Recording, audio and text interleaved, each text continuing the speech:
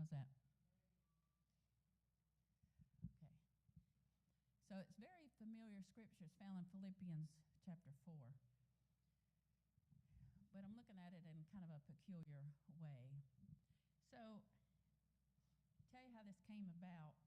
I was watching something on TV, and I was just thinking about, if you're watching something and something inappropriate comes on, or something distasteful, or whatever like that, I mean, you really have no control over what's coming over the airways. And if you're watching, even if you're watching a decent show, you don't know what a commercial is going to bring forth, right? You really don't know. But you have the option of changing the channel, right? So if there's something scary or bloody or gory that you don't want to watch, or something rude, you can change the channel. If a sales promotion comes on, sometimes that's kind of annoying, so you change the channel. And I am the world's worst with the radio. I want to hear the music. I don't want them talking to me. I don't care about what's their day's like or what's going on. I want to hear the music. So I will just change from station to station to get what it is that I'm wanting to listen to. Well, I just had this in my mind, and I thought, wouldn't that be great if we could do that with our mind? So when the enemy brings a negative thought to our mind, we could just change the channel. When we start thinking about something negative or bad or whatever, we could just change the channel. And then I thought, you know what? We can. We can. He's given us the power and the authority to do so, but so many times, I don't know why we don't, but we will literally sit and just dwell on things. We're angry, we're upset, we're bothered, we're hurt, whatever the situation, and we just sit there and we just dwell on it, and we think about it, and we think about it, and we think about it. And some people just worry to worry, I mean, it's not about what's happened or what's going to happen today or anything, but it's like this possibility of this, maybe there's going to be a tornado or a hurricane. There's not a cloud in the sky. Actually, there is now, but you know what I'm saying. But they'll be thinking, oh, my goodness, because I guess that's their nature or whatever. But I think that we do wrong when we do that. We're letting the enemy push us and cause us to think about things that we shouldn't, that waste our time, that waste our energy. It gets us off of the right track.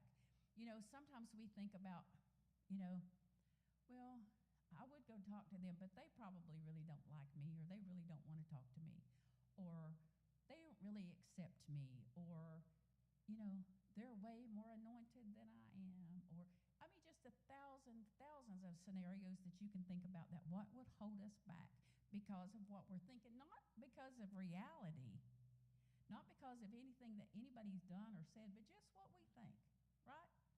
Am I talking to the right group? You guys find yourself doing this sometimes, right? We all do. We all do. Just honest.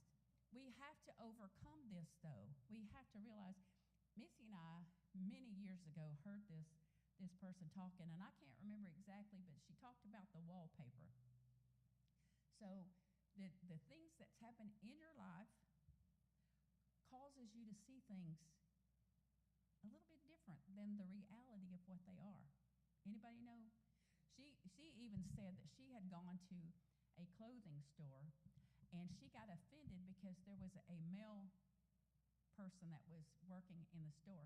So he was only trying to help her, but she was offended. She took it the wrong way because of some trauma she had had in her life, and reacted rudely to this person, this salesperson, who was just trying to help because of the wallpaper that she was looking through.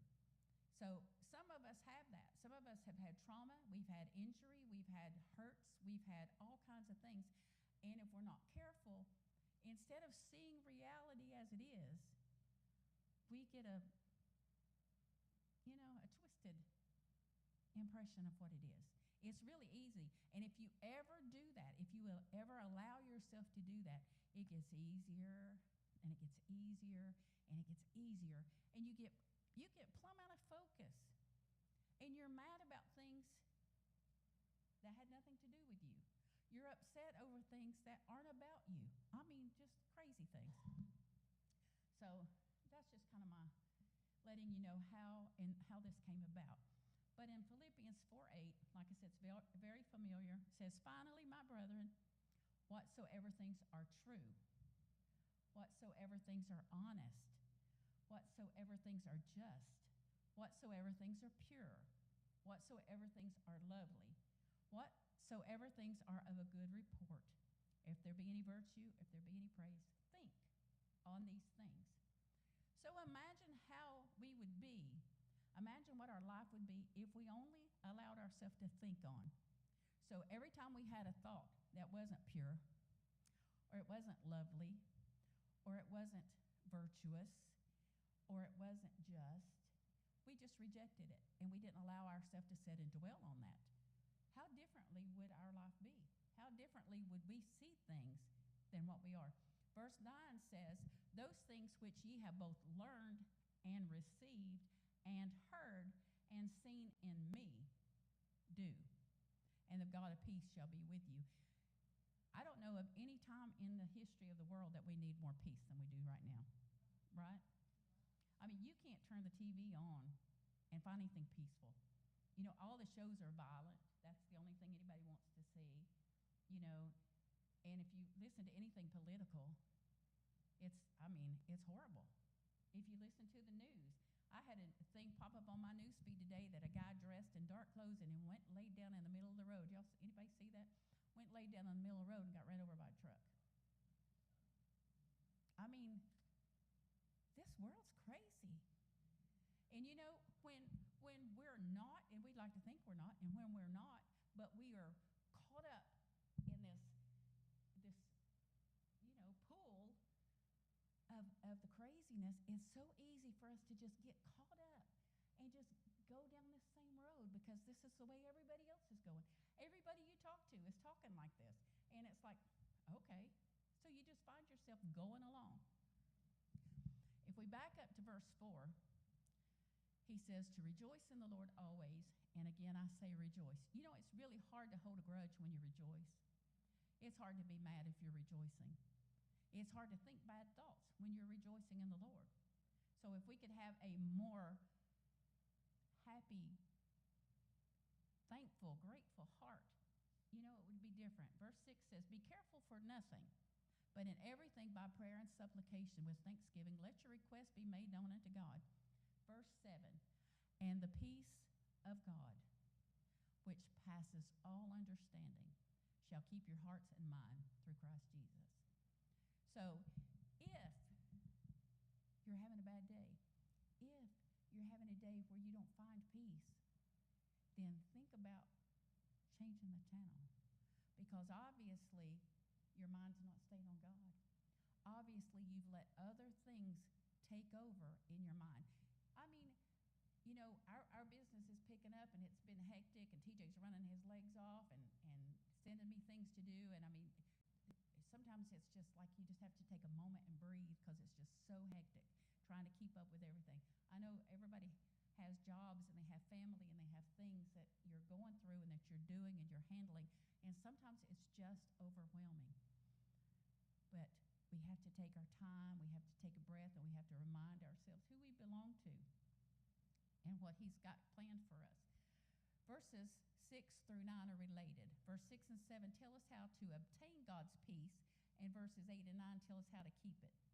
In order to keep God's peace, we must occupy our minds with the right things, busy ourselves with the right activity. So if you're out of peace, if you're out of communion with God, if you're having a difficult time, then I guarantee it's not what's going on around you. It's what's going on in here that's causing the difficulty. So change the channel. Put on some gospel music, some Christian music. Listen to a podcast. Listen to your favorite, call up a friend that's a Christian person that will encourage you so that you can get yourself out of wherever it is you've found your place to be. When I was reading this, I really liked this. I was going down the avenue of peace, but then this kind of like jumped off the page at me. to write in verse 12, he says, I know both how to be abased, which means literally to discipline oneself, that is, to tighten the belt in lean times, and I know how to abound, live in prosperity. Everywhere and in all things I am instructed both to be full and to be hungry, both to abound and to suffer need. So he has the ability to be happy in either situation. Now, how many times have we thought, if I could just get that new car, if I could just get that new house, if I could just go shopping, buy this new outfit, if I could just have this new piece of furniture, if I could just have this new whatever, that's going to make me really happy. And you go do it, and what happens? In a week, 2 weeks, it's the same old thing, right? It's only temporary. Those things are just temporary. But Paul says, I know how to be happy in either situation. Do you think that just happens? Do you think he's like a supernatural person and that happens to him because he's so great? No. It's a choice we make. It's a choice we make. Nothing against having nice things, and I don't mean it that way at all. But if that's what you think is going to make you happy, you're sadly mistaken. It's not going to make you happy. Not the right person in your life, not the right anything, not the right job, nothing like that. Nothing from the outside is going to make you happy. That has to come from in here. You have to make a conscious decision that, hey, I'm going to be happy. Probably one of the most loved and memorized verses, besides John 3:16, is verse 13. I can do all things through Christ, which strengthens me. I have used that. I can't even tell you. Every time I face something difficult, I quote this scripture. I remind myself that I can do things because he allows me. I can do things because he equips me. When he calls us to do something, he doesn't just call you and say, hey, Beverly, go do this. He says, hey, Beverly, go do this, and I'm going to give you everything you need to do it. He doesn't always give it to you first, though, does he? He doesn't give it to you and say, okay, here you go in your comfort zone. No, he says, you go, and then he provides you. So never, ever underestimate the power of God. Never underestimate the calling that he places on your life. And always know that when he's dealing with you to do something, like if he's dealing with you to witness to somebody or talk to somebody, he's dealing with them on the other side too. They might not admit it. They might not let you know it. They might not be all smiles about it. But I guarantee you he's dealing, because he wouldn't lead you if he wasn't. So this is the key to Paul's being able to know how to live skillfully on little or in prosperity.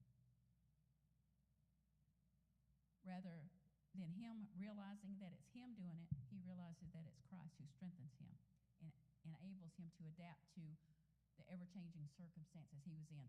Now, a lot of his writing, he was in prison when he wrote it, so it wasn't the best time in his life, but he's still encouraging us, right?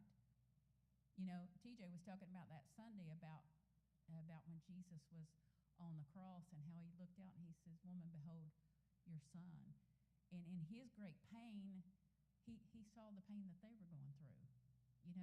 Most of the time when we're in great pain, we see nothing but ourselves, don't we? That's just the truth. Most of the time, it's all about me. It's just about me, what I'm going through, what I'm dealing with. I'm in a bad mood because this happened or this is that and this and, And I think, what does that say to the people around us? They look at us and they see, oh, I can't talk to them because they're in a foul mood. I better leave them alone. We can do the same thing through our challenges, struggles, and situations. If we turn it around and we make it seem, instead of being a struggle and a situation and something that I hate. But what if we looked at it as it's an opportunity? It's an opportunity for God to prove himself to me. It's an opportunity for him to put his super to my natural and cause something great to happen. It's an opportunity for him to use me to shine a light to somebody who may not ever see. If we could look at it like that, then it would make it easier for us to walk through, wouldn't it? Is it easy to look at it like that? Absolutely not. Because because we're human and we are flesh. And so much of that, it rears its ugly head. It just does. So being strengthened by God allows us to adapt to our ever-changing circumstances. God orders Paul's various situations, and God gives him the strength to be content in them all. Trying and perplexing though they were, he was still content. Can you say, and you don't have to raise your hand, but just think about it. Can you actually honestly say that you're content where you are in life right now? We should be. Because if Paul can't be, when he was in prison, when he was poor, when he was destitute, when he was whatever he was going through, when he was, he wasn't always treated well. But if he could do that, we can too. Goes on to talk about the Philippians were supporting Paul in his ministry. Paul says in verse 17, not that I desire a gift, but I desire fruit may abound to your account. Preachers get a really bad rap if they preach about tithe or money or anything like that. They're just like, money-hungry preachers and blah, blah, blah, blah. But you know what?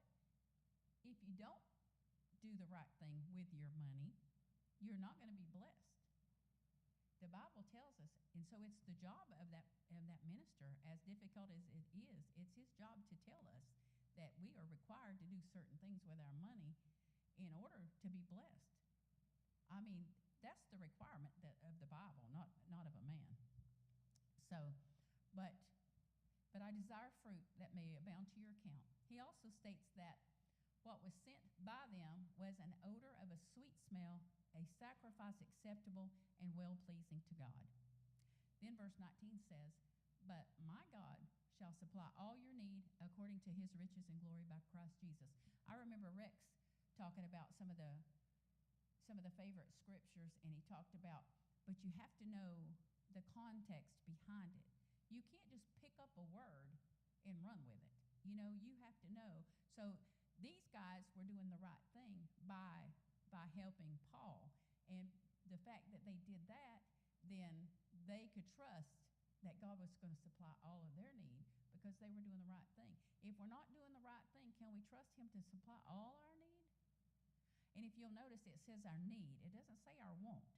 So if you're praying for a Cadillac or the newest of vehicles or, a big diamond ring, that may not come to pass. It might if you have a sweet husband. But if you don't, it might not. No, he looked away, so he didn't see that. Picking on you, sorry. But anyway, he says your need. And our need isn't always monetary.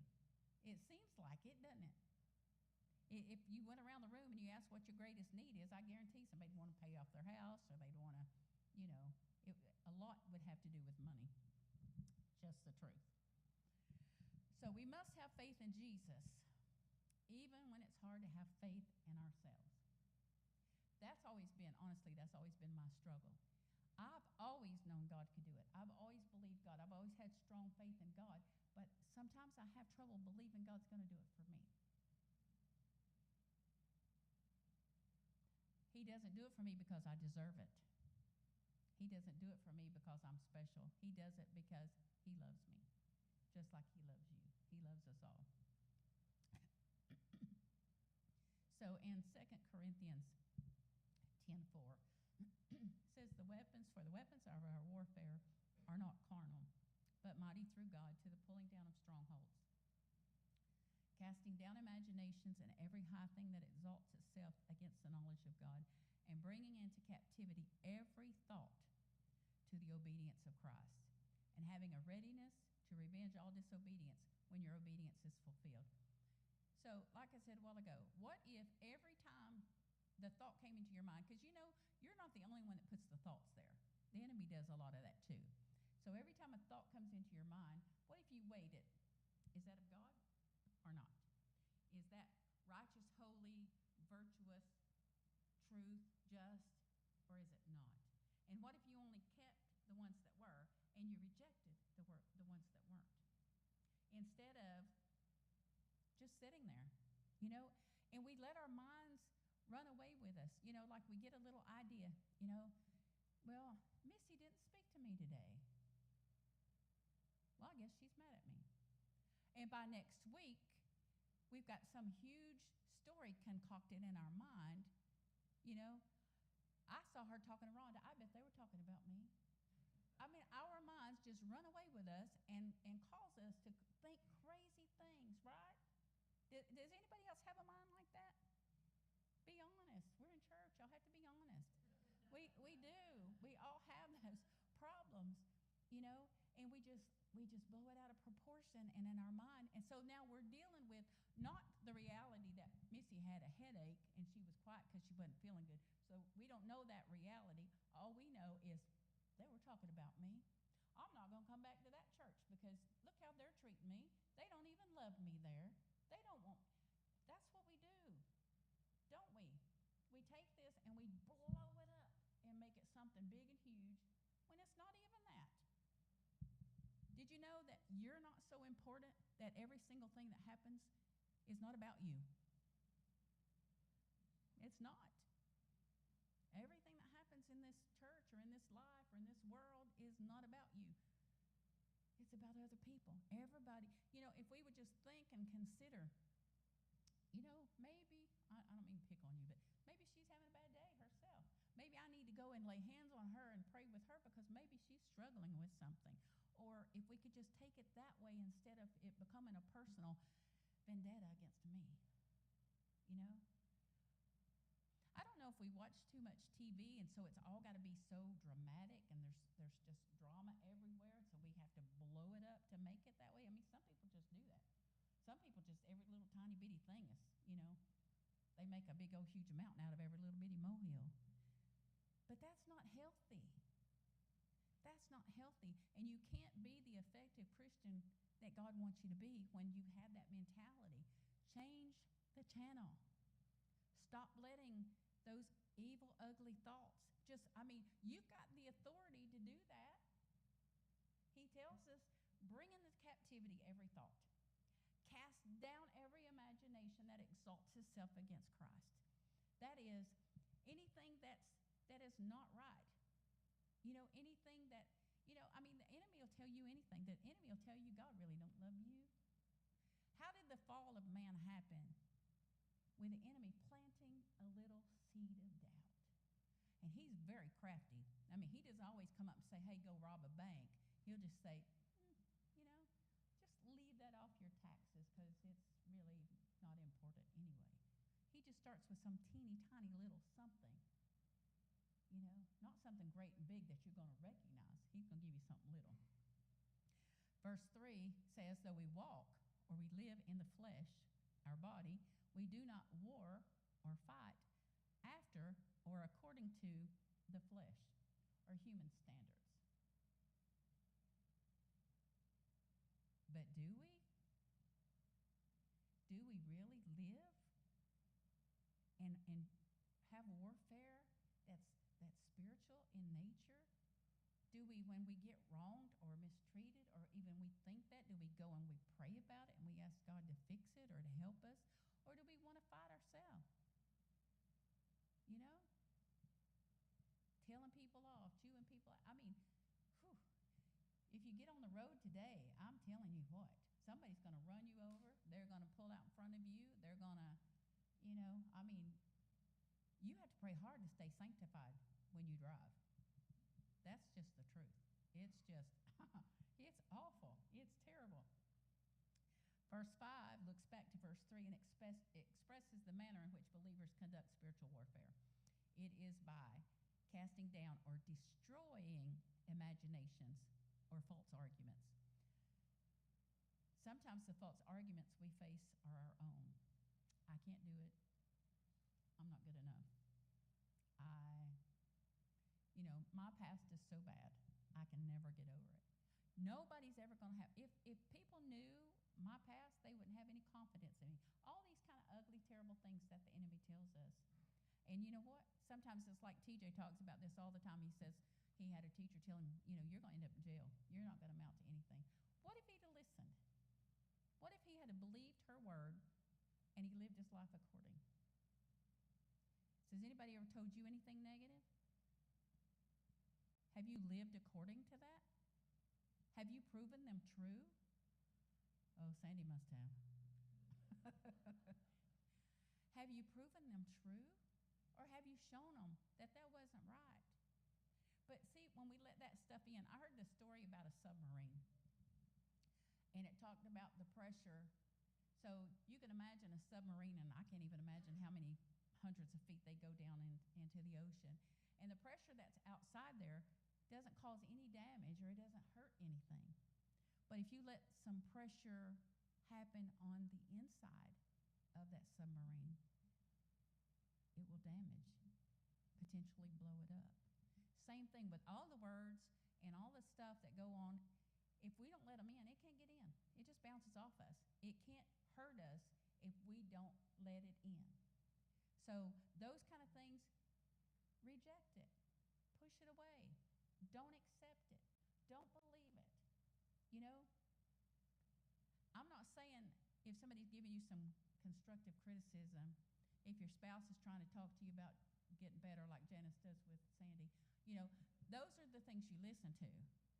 You know, but those other things, you're going to beat me up after church. but the,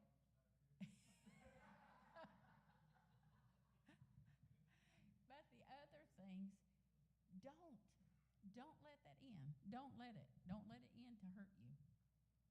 The verse emphasizes that the tools used in spiritual warfare are not physical or worldly. The weapons are described as having divine power or being mighty through God. Mighty through God. So what does that mean? You know, if you've got a tool and if I want to hammer a nail in the wall and I use, what's another tool? A level to do it, am I going to be successful? Not very. Not very. So you got to have the right tool for what's going on. So what I'm trying to say is if it's a spiritual situation and I'm trying to use my physical, I'm not going to be successful. I'm just going to be beating the air. I'm not going to be successful in taking care of anything that's happening because it's supernatural. It's from the enemy. It's not from God. And it's not from the world. But yet we run around trying to, you know, do everything and fix everything that we can't do. We must rely on God's power and resources and not our own. We have the power to overcome resistance and break down barriers to God's truth. John 8:32 says, "And you shall know the truth, and what? The truth will make you free." Knowing the truth. Knowing the truth of any situation can change it. But knowing the truth of God's word will make you free. John 16:33, "I have said these things to you, that in me you might have peace. In the world you will have tribulation." It's a given. We know in the world there is tribulation, but take heart because I have overcome the world. So you can walk in peace regardless. It doesn't matter what the situation is. It doesn't matter how dire the situation is. You can still have peace. That doesn't mean that you don't care. That just means that you put your trust in God. Romans 5:1. I've asked, what time is it? I asked Larry if he would come and sing, and Janet, whoever wants to. I asked him if he could do this song for me because I want to think about peace. Because like I said, I think in this world there is a time no greater that has ever been that we need peace. So Romans 5:1 says, "Therefore, since we have been justified by faith, we have peace through God, our Lord Jesus Christ." We have peace. If you're not walking in peace, that's your fault. That's my fault. That's not his fault. So the peace is there for us. He's telling us in his word that you might have peace. We have peace with God through our Lord Jesus Christ. Romans 8:6, "For to set the mind on the flesh is death, but to set the mind on the spirit is